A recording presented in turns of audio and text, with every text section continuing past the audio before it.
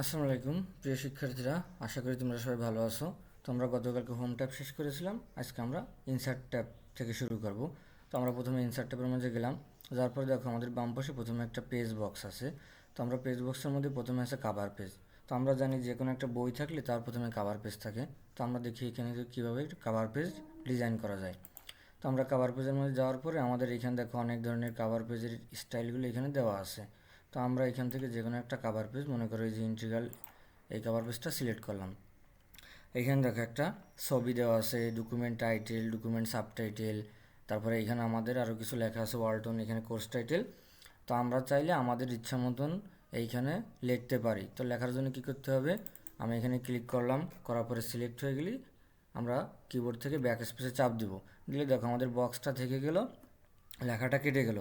এখন আমার যেটুকু প্রয়োজন যে আমি কাভার পেজে কী দিব বইটার, আমি আমার ইচ্ছা মতন দেখো যেটা মন চায় আমি সেটা লিখবো। লিখলে অটোমেটিকলি বক্সটা কী যাবে, বড় হয়ে। তারপর আমি ওইখান থেকে যদি সেখানে ক্লিক করি, দেখো আমার কিন্তু লেখাটা এখানে থেকে গেল। এই কোর্স টাইটেল এইখানে আমি ব্যাক স্পেস দিয়ে কেটে দিয়ে আমি আমার ইচ্ছা মতন লিখতে পারবো। ডকুমেন্ট টাইটেল এটা কেটে দিয়ে আমার ইচ্ছা মতন আমার যদি কিছু প্রয়োজন হয় আমি লিখতে পারবো। ডকুমেন্ট সাবটাইটেল ব্যাক স্পেস দিয়ে কেটে দিয়ে আমি আমার ইচ্ছা মতন এভাবে লিখতে পারবো। তো আমরা যদি চাই যে এই কাভার পেজ থেকে যে কোনো একটা কাভার পেজ সিলেক্ট করব, করার পর ওইখানে যেটা লেখা আছে সেটা আমার প্রয়োজন না, তাহলে আমরা লেখাটাকে সিলেক্ট করে কিবোর্ডের ব্যাক স্পেস দিয়ে কেটে দিব। দেওয়ার পর আমার যেটা প্রয়োজন সেটা কিবোর্ড থেকে লিখে নেব। এইভাবে আমরা যে কাভার পেজ, এই কাভার পেজের কাজটা করতে পারি। তো শিক্ষার্থীরা দেখো, কাভার যে পেজ, এই কাভার পেজের পরে আছে ব্ল্যাঙ্ক পেজ। তো আমরা আগের দিনকে তোমাদের যে জিনিসটা শিখিয়েছিলাম, এইখানে status bar on of on, মানে এখানে একটা পেজ আছে। তো আমরা যদি ব্ল্যাঙ্ক পেজে একবার করে ক্লিক করি, দেখো নতুন করে একটা পেজ, এই যে উপরে আমার একটা পেজ আর আমার নিচে আর একটা পেজ, অর্থাৎ ব্ল্যাঙ্ক পেজে আমি যতবার ক্লিক করব ততবার নতুন করে একটা পেজ আসতে থাকবে। তো আমাদের এখানে দেখো পেজ হয়ে গেছে 2টা। এখন যদি আমি আবার ক্লিক করি, তাহলে দেখো শিক্ষার্থীরা এখানে পেজের সংখ্যা হয়ে গেছে কয়টা, 3টা। অর্থাৎ আমি প্রত্যেকবার ব্ল্যাঙ্ক পেজে একবার করে ক্লিক করলে নতুন একটা করে পেজ আমার ডকুমেন্টের মধ্যে অ্যাড হবে। এখন আমি পেজের সংখ্যা মনে করো লাগবে 2টা, আমি এখানে নিয়ে নিয়েছি 3টা। তাহলে যে 3 নাম্বার পেজ, এটা আমি ডিলিট করব কিভাবে, দেখো 3 নাম্বার পেজের শুরুতেই যে কার্সারটা আছে থাকা অবস্থায় আমি কম্পিউটারের ব্যাক স্পেস চাপ দেবো, কিবোর্ড থেকে ব্যাক স্পেসকে 2বার ক্লিক করলে দেখো আমার একটা পেজ কেটে যাবে। এখানে পেজ ছিল 3টা, এখন হয়েছে 2টা।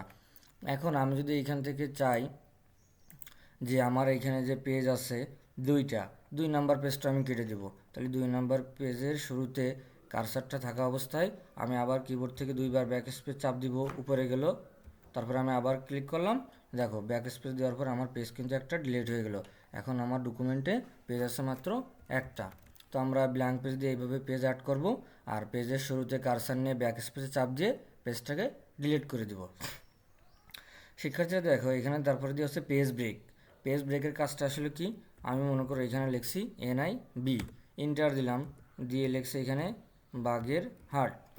এখন কোনো কারণে আমার মনে হচ্ছে যে NIBটা প্রথম পেজে রাখবো, আর এই বাগেরহাট এটাকে আমার প্রথম পেজে দরকার নেই, এটাকে আমার দ্বিতীয় পেজে লাগবে। তাহলে আমি কি করব, যে ওয়ার্ড বা যতটুকু আমার দ্বিতীয় পেজে নেওয়ার দরকার আমি ঠিক তার আগে কারসারটা নিয়ে যাব। দেখো কারসারটি ছিল বাগেরহাটের পরে, এখন নিয়ে আসলাম বাগেরহাটের আগে। আনার পরে এই বাগেরহাটকে যদি আমি পরের পেজে নেব, অর্থাৎ বাগেরহাটের আগে কারসারটা নিয়ে আমি পেজ ব্রেকে ক্লিক করব। দেখো শিক্ষার্থীরা, ক্লিক করার সাথে সাথে আমার NIB যেটা সেটা প্রথম পেজে থাকলো, আর আমি যে পেজ ব্রেকের মাধ্যমে বাগেরহাটকে নিয়ে আসলাম সেটা আমার দ্বিতীয় পেজে চলে আসলো। তো এইভাবে যদি কোনো লেখাকে আমি তার পরবর্তী পেজে আনতে চাই, তাহলে তার আগে আমরা ক্লিক করব, ক্লিক করে পেজ ব্রেকে ক্লিক করার সাথে সাথে সেটা পরবর্তী পেজে চলে আসবে। তো আশা করি তোমরা পেজ ব্রেকটা সবাই বুঝতে পারছো। এরপরে শিক্ষার্থীরা দেখো, আমাদের MS ওয়ার্ডের অনেক গুরুত্বপূর্ণ একটা বিষয়, সেটা হচ্ছে টেবিল। তো টেবিল আসলে কাজগুলো ধারাবাহিকভাবে কিছু আছে, তো আমি আজকে যতটুকু সম্ভব তোমাদেরকে দেখাচ্ছি। তো আমরা এখানে টেবিলের মধ্যে ক্লিক করব। ক্লিক করলে দেখো প্রথমে এখানে ইনসার্ট টেবিলের মধ্যে না আমাদের এখানে একটা পিকচার টেবিল আছে। তা টেবিলে দেখো প্রথম যখন এখানে রাখছি তখন কিন্তু আমাদের একটা সারি হয়েছে, এখানে রাখলাম। সারির পর দেখো আমাদের এখানে মাঝখানে একটা দাগ এসে একটা কলামও হয়ে গেলো। তো দেখো আমি যদি এভাবে মাউস দিয়ে টেনে টেনে আনি, ঠিক যতটুকু আমি সিলেক্ট করতেছি ঠিক ততগুলো সারি এবং কলাম হয়ে যাচ্ছে। তো আমি যদি এখানে ক্লিক করে দিই, দেখো এই যে যেটা পাইছি এখানে কলাম, তো আমাদের কলামের সংখ্যা কয়টা হয়েছে? 1 2 3 4 5 6 7। সারির সংখ্যা কয়টা হয়েছে? 1 2 3 4 5 6 7 8। অর্থাৎ এটা 7টা কলাম হয়েছে, 8টা সারি হয়েছে। কলাম আর সারি যখন আমরা এরকম নিব, নেওয়ার পর দেখবা আমাদের এখানে টেবিল টুলস নামে একটা অপশন আসবে। তার মধ্যে দুইটা বিষয় আছে, একটা আছে ডিজাইন আর একটা আছে লেআউট। তো আমাদের ম্যাক্সিমাম কাজ থাকবে লেআউটে, ডিজাইনেও আমাদের কাজ আছে, তবে সেইটা মেজর কোনো কাজ না, তবে সেটারও দরকার আছে যদি আমরা করতে চাই, তবে লেআউটটার কাজই প্রথম। তো শিক্ষার্থীরা দেখো, আমি তো এই একভাবে টেবিলটা নিয়ে আসলাম, আরও দুইভাবে টেবিল আনা যায়, দেখি সেই দুইভাবে কিভাবে টেবিলটা আনা যায়। তো আমি এইখান থেকে যে ইনসার্টে গেলাম, যাওয়ার পরে টেবিলের মাঝ থেকে আমি তো প্রথমে যেখানে যে পিকচার যে টেবিল, এই টেবিল দিয়ে সারি কলাম করছি। দেখো আমি যতটুকু মাউস দিয়ে সিলেক্ট করে নিচ্ছি, ঠিক সিলেক্ট বলতে আমি এইখানে মাউসটা নিব, কোনো কিছু আমার রাইট ক্লিক লেফট ক্লিক করা লাগবে না, শুধুমাত্র এইভাবে কারসারটা নেওয়ার পর রাখলেই এখানে সারি আর কলাম হয়ে যাবে। তো এরপরে দেখো নিচে আছে ইনসার্ট টেবিল। ইনসার্ট টেবিলের মাধ্যমে কীভাবে আমরা টেবিল ক্রিয়েট করব? ইনসার্ট টেবিলের মধ্যে প্রথমে ক্লিক করব। ক্লিক করে দেখো আমাদের এখানে দুটো বক্স আসছে, একটা হচ্ছে নাম্বার অফ কলাম আর একটা হচ্ছে নাম্বার অফ রো। মানে আমরা এখান থেকে সেট করে দিব যে টেবিলের মধ্যে কয়টা কলাম হবে, কয়টা রো হবে। তো আমাদের নাম্বার অফ কলাম এর মধ্যে দিলাম আমরা 4, নাম্বার অফ রো এর মধ্যে এসে আমরা ব্যাকস্পেস দিয়ে কেটে এখানে দিলাম 6। মানে আমাদের টেবিলের কলাম হবে 4টা, সারি হবে 6টা। তো 4 কলাম 6 সারি দেওয়ার পর আমরা আর কোনো কাজ করব না, সরাসরি ওকেতে ক্লিক করব।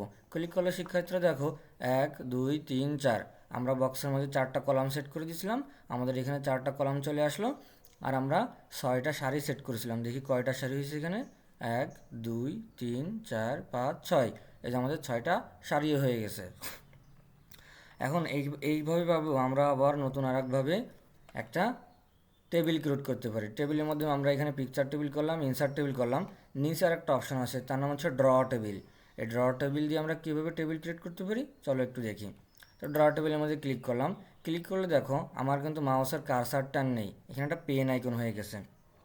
তো এই পেন আইকন দিয়ে আমরা আমাদের ইচ্ছা মতন টেবিল ক্রিয়েট করতে পারি। কেমন করে? মাউসের বাম পাশটাকে চেপে ধরে আমরা যখন টান দিব, তখন টেবিলের কিন্তু একটা এরকম চারপাশে একটা বক্স তৈরি হবে।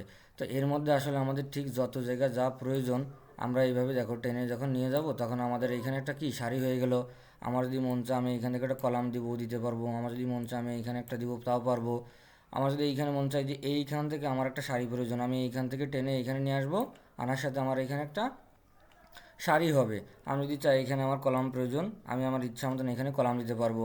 যদি আমার এখানে আড়াআড়ি দেখো কর্ণের মতন দেওয়ার প্রয়োজন হয়, যে আমরা যেরকম চতুর্ভুজে কর্ণ দিই, এরকম চতুর্ভুজের মাঝে আমরা কি দিতে পারবো?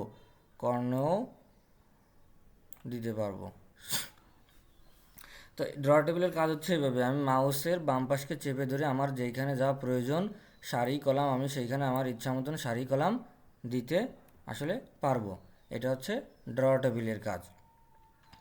তো আমরা তো আসলে তিনভাবে টেবিল ক্রিয়েট করা শিখলাম, কিভাবে? পিকচার টেবিলের মাধ্যমে, ইনসার্ট টেবিলের মাধ্যমে, ড্র টেবিলের মাধ্যমে। তো আমরা ইনসার্ট টেবিলের মাধ্যমে আমাদের এখানে কি আছে, 5টা কলাম আছে, আমি এখানে 5টা সারি নিয়ে নিলাম, 5 কলাম 5 সারির একটা টেবিল তৈরি করলাম।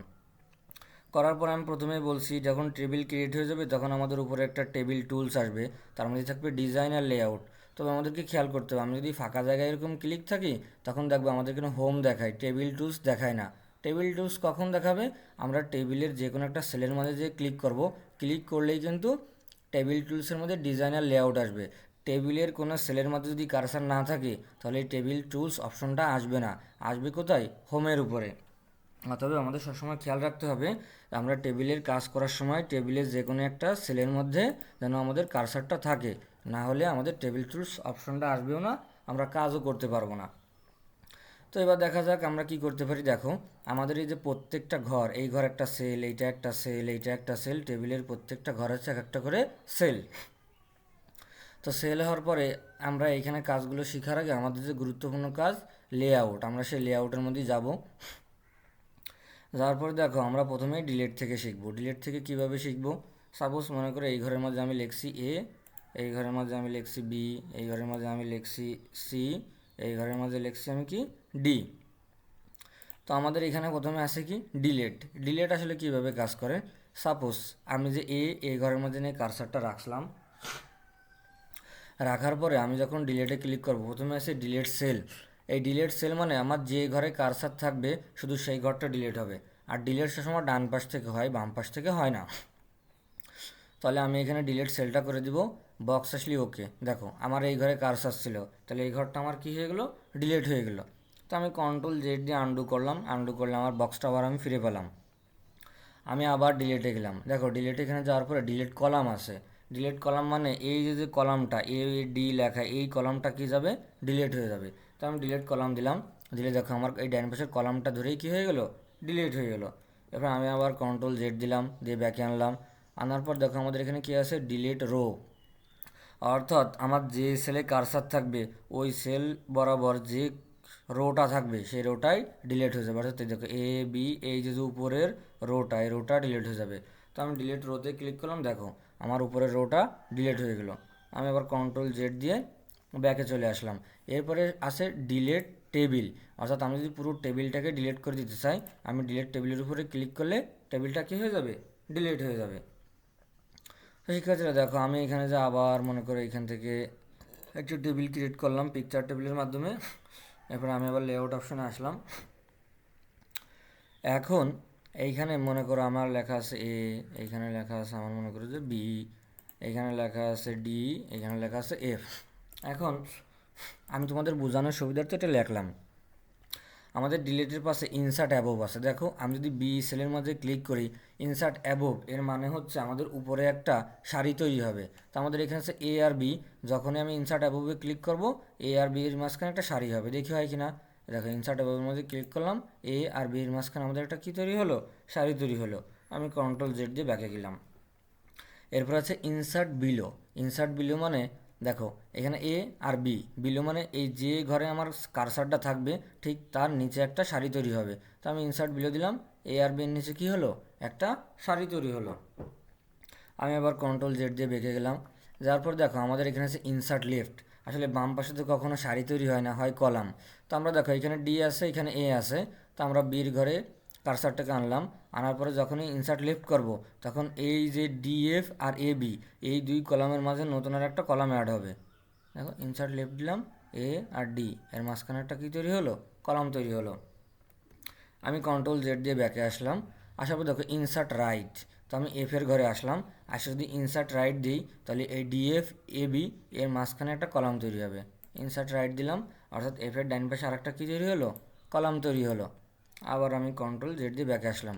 তো শিক্ষার্থীরা দেখো আমরা যদি কোনো লেখার উপরে মনে করি যে আমার টেবিলে একটা উপরে একটা রো দরকার, তাহলে আমরা ইনসার্ট অ্যাবোভ করব।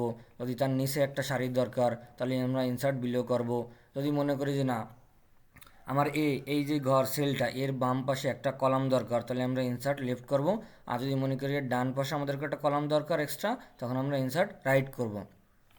তো এই তো আমরা শিখলাম যে রো অ্যান্ড কলাম এই বক্সের কাজ কী। এরপরে একটা মার্জ যে বক্স এর একটু কাজ শিখবো। তো আমরা মনোযোগ দিয়ে শিখলে আশা করি পারবো। তো মনে করো আমার এই যে চারটা ঘর, এই চারটা সেলকে আমার সিলেক্ট করে ফাঁকা করতে হবে। তাহলে প্রথমে এই চারটা সেলকে আমি সিলেক্ট করলাম। সিলেক্ট করলে দেখো এখানে লেখা আছে মার্জ সেল। তো আমি যখন মার্জ সেলের মধ্যে ক্লিক করবো দেখো আমার এই চারটা যে সেল নিয়ে আমি সিলেক্ট করেছিলাম ওই জায়গাটুকু ফাঁকা হয়ে যাবে। কী হয়ে যাবে, ফাঁকা।